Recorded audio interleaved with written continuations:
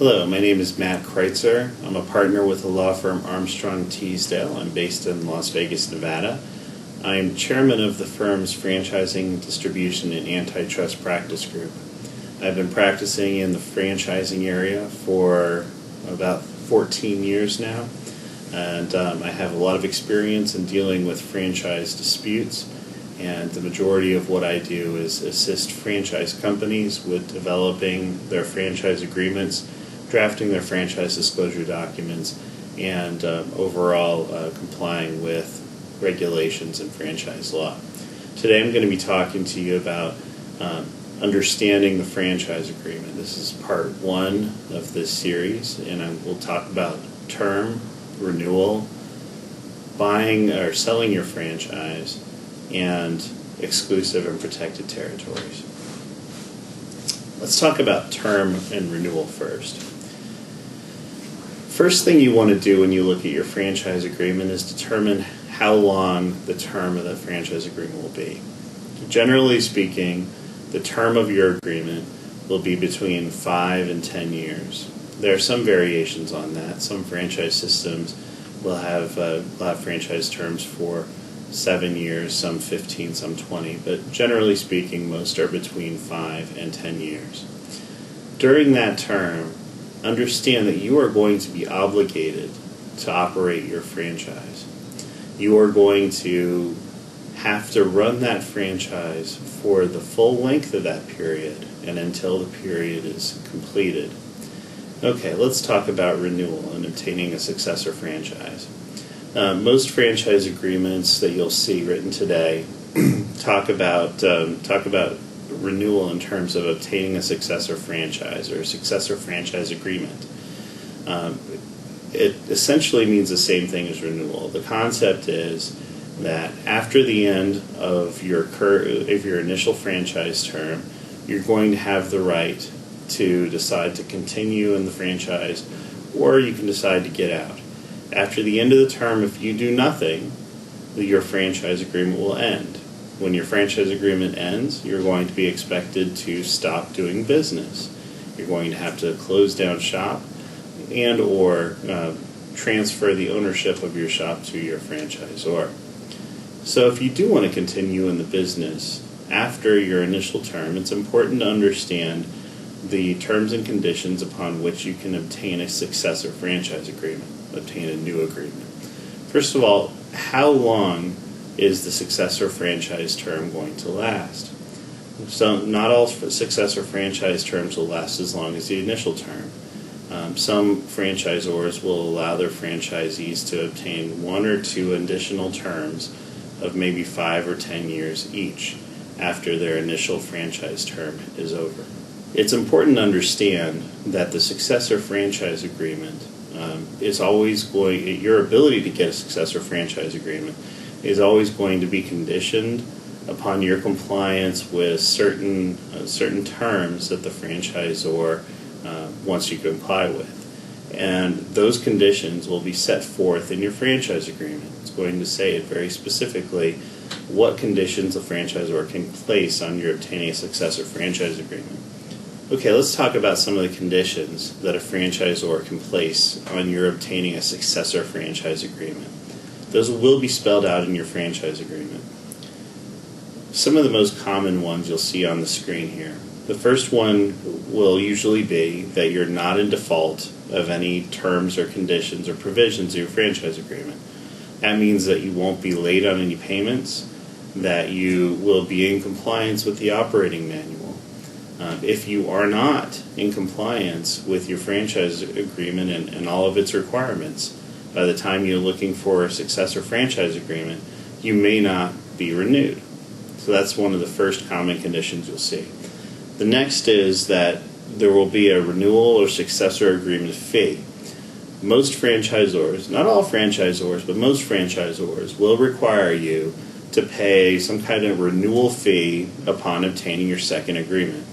The purpose of the renewal fee is usually to compensate the franchisor for any time it has from an administrative point of view in supporting your renewal efforts. So, all the legal documentation and everything that it needs to prepare to have you get on the new contract and things of that nature. Another common condition is that you will have to sign a general release of claims. Now, a general release basically says that I, Mr. Franchisee, promise not to sue you, Mr. Franchisor, for any legal claims that I have against you that accrued prior to the date of my signing this release. Essentially, you're promising not to sue the franchisor after you sign that general release. And those claims that you can't sue for are any claims that would predate the date you sign the release. The reason franchisors like to require a general release is because if they're going to continue in a legal relationship with you, if you're going to continue being their franchisee, they want to know that you're not going to sue them. They don't want you to continue being their franchisee if you're going to be in a lawsuit with them. So they usually make that as a condition of your renewal. Another one would be that you have to remodel or refurbish or update your store or your business location. Most franchisors will change the way they look over time. They'll change the way their businesses look over time, and they might change their logos or maybe how some color schemes work in the business, that kind of thing. And the franchisors will want you at the time of renewal to go ahead and update your business to come in conformance with how the system looks at that point in time. So you're going to have to do that and be aware that that means you're going to have to probably spend some money on updating your location. And then a site lease. The franchisor will want to know that you either have the right to continue with a lease being in the same location where you are now, or if you want to leave that location, it's going to want you to find a acceptable substitute location and want to know that you have the right to possess that location through a lease. Now we come to the most important of the conditions that are placed on renewal, and this is you're going to have to sign what they call a successor franchise agreement. And when you sign that successor franchise agreement, it's going to contain what the franchisor will refer to as its then current form of franchise agreement. Okay, you're going to have to sign that agreement as a condition of continuing in your relationship with the franchisor. The then current form of franchise agreement means the agreement that they're offering to new franchisees at that point in time. And the agreement's going to look very different. In almost every case, it's going to look very different than the one that you signed originally. The most important aspects of the then current form franchise agreement are it will most likely say that your new franchise agreement could contain a different royalty fee, a higher royalty fee, a higher advertising fund contribution, or maybe a reduced protected territory. So you should be aware that just because you're getting a successor franchise agreement or you're renewing your agreement, that doesn't necessarily mean that everything's going to stay the same. It very well could change in the future. A good place to look to find out some information about this part of your franchise agreement, the term and renewal, is item 17 of the franchise disclosure document, and we'll talk about that in a few minutes. Okay, let's talk about transfer and assignment. Your franchise agreement should give you the right to sell your business to somebody else. Every franchise agreement that I've ever read does give a franchisee the right to sell. However, be aware that that right to sell doesn't mean that you have an unfettered and unrestricted right to sell to anybody at any time that you wish. In fact, the franchisor is going to place certain conditions upon your sale. Let's talk a minute about what a transfer can be. A transfer doesn't always mean just the complete sale of all the assets of your business. It doesn't always mean just handing the keys over to somebody else, having them sign the lease, and being done. Oftentimes a transfer will mean something less than a complete transfer of the whole business.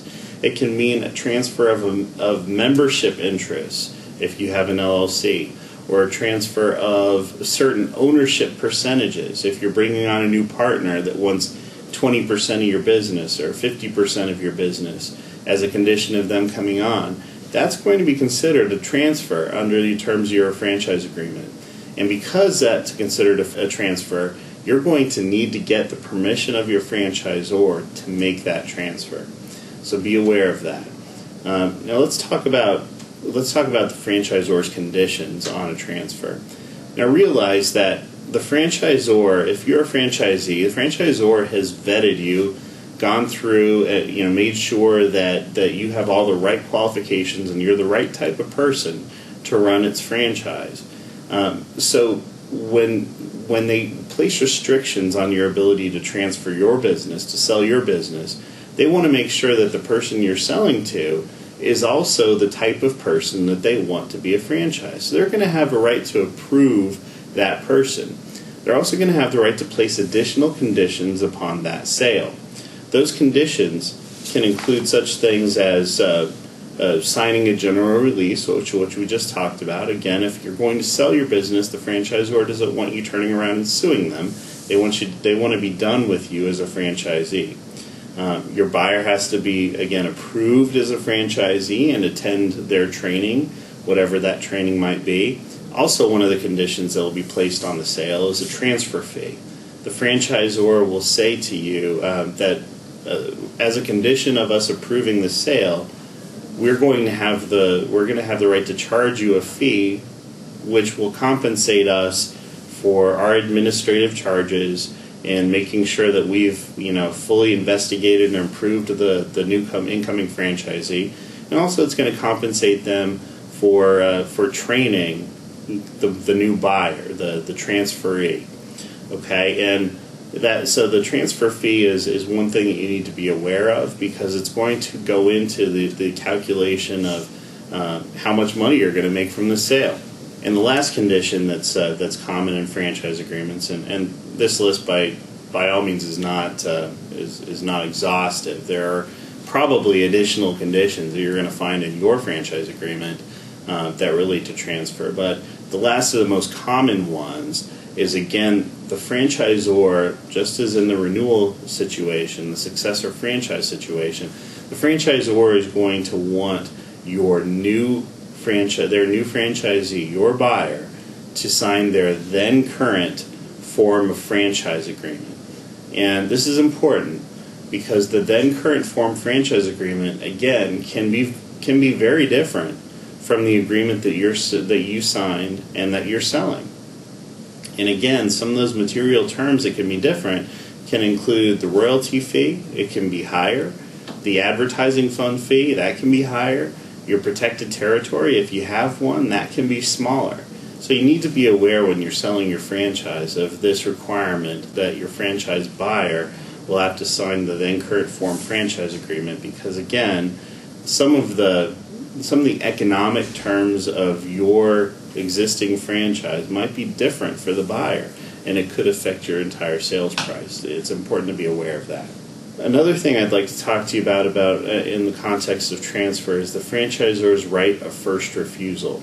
Most franchisors will retain a right of first refusal to buy a franchisee's business. What that means is, if you come to the franchisor with a buyer and you give to the franchisor a certain agreement that contains deal terms, and your buyer says, I'm going to buy your franchise for $100,000, then the franchisor will have the right to decide whether it wants to buy your franchise on those same terms that have been offered to you. So in the $100,000 example, the franchisor can decide instead to buy your franchise from you for that same $100,000. It's called a right of first refusal, and the franchisor is going to get between 30 and 60 days after you notify the franchisor of the deal terms to decide whether it wants to exercise that right of first refusal or not. So you need to be aware of that, because it's going to impact your timing in terms of when the deal can actually close. One other thing about right of first refusal, if and when your deal terms change, be aware that that constitutes a new offer that will re-trigger the right of first refusal. So in my original example, say again your buyer wants to buy your business for $100,000, and the franchisor says, no, I don't want to buy at those terms. Well, maybe after doing some more investigation, your buyer says, well, I don't think it's quite worth $100,000. I think it's worth $95,000, and that's what I'm offering you now. That has now re-triggered the right of first refusal, and you have to offer the franchisor the opportunity to once again buy your business on those new terms. So it's important to be aware of that. Again, franchise disclosure document item 17 is a good place to refer to for information about, or quick summary of the information about the right of first refusal and transfer and assignment. Next, let's talk about exclusive or protected territories. I have exclusive / protected and territory / area up top because these terms are used interchangeably. They all mean essentially the same thing. First thing you should find out is, do you get one?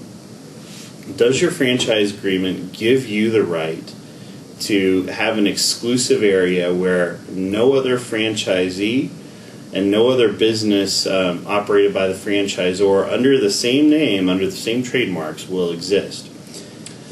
I've included on the slide here an example of some language that you would see if there is a protected territory. It's not always going to be exactly this language that you see here. The language is not always going to be the same, but the concept is what you'll see on the slide.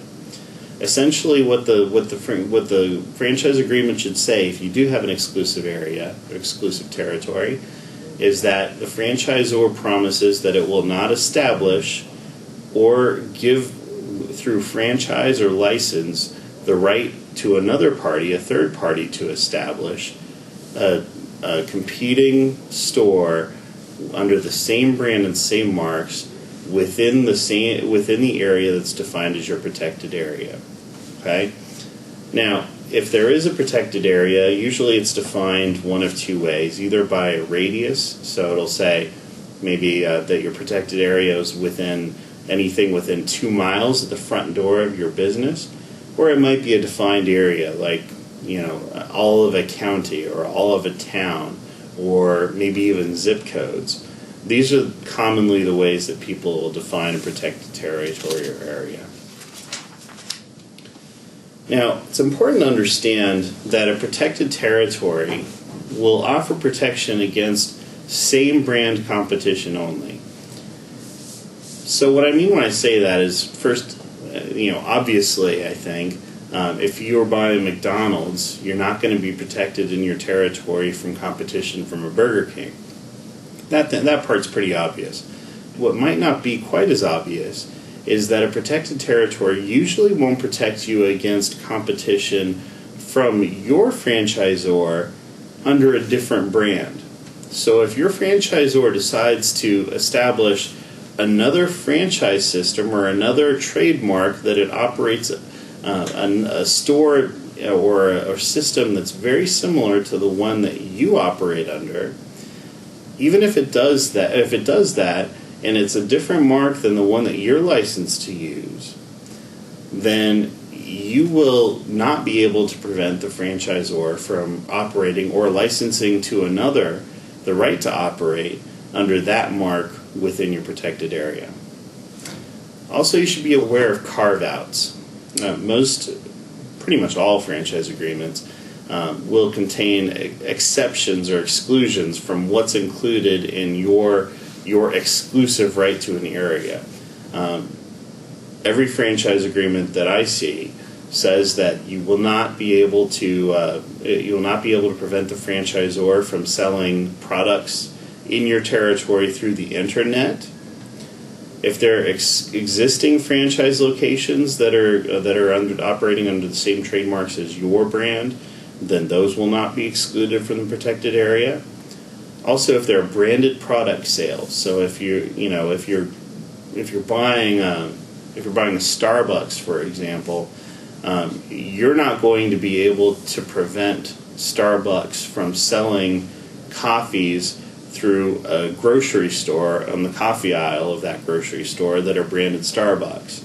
Those are branded product sales, and those are usually also excluded from a protected area. Finally, mergers and acquisitions will be excluded from protected area. So if a franchisor is bought out by another company, or if it buys another company that has a similar system in the same kind of business model, the existing locations under that other systems model will usually not be excluded from your protected area. So it's important to be aware of these carve-outs as you sign your franchise agreement. If you wanted more information about the protected territory and the carve-outs to that territory, look at Franchise Disclosure Document Item 12. A couple times in this training session, I've referred to FDD Item 17. This is a very helpful section for understanding your franchise agreement. It's what I like to call the executive summary of the franchise agreement, and I have an example of what an Item 17 table looks like up on the screen for you here. Essentially what the Item 17 does, and this isn't a full Item 17 by the way, it's just a partial one, but it's something for you to get an idea what you're going to be looking at. Item 17 is fairly standardized among all franchisors, and essentially what it'll do is say, okay, here are several of the key terms of your franchise agreement, and those are listed on the left side of your Item 17 table. The middle column will list the section in the franchise agreement where you can find that term, and then the right side will summarize what those terms actually say. We'll just provide you a quick summary of how the term works and how the term reads. So that's all I have for this part one. Again, my name is Matt Kreutzer. I am a franchise attorney, and if you'd like to reach out to me, I have on the screen here my email address. It's mkreutzer@armstrongteasdale.com. Also, I'm an author of a franchising blog. It's called Forward Franchising, and you can find it at forwardfranchising.com. If you would like to talk to me about any issues you have with a franchise agreement, if you need help analyzing a franchise agreement, or something of that nature, or you need help drafting a franchise agreement, please feel free to reach out to me. Because you've attended this virtual franchise expo in my session, I'm happy to offer you up to 1 hour free legal consultation during which we can talk about your issues, your franchise agreement, or I can give you some basic pointers about franchising in general. Thank you very much, and I hope to hear from you.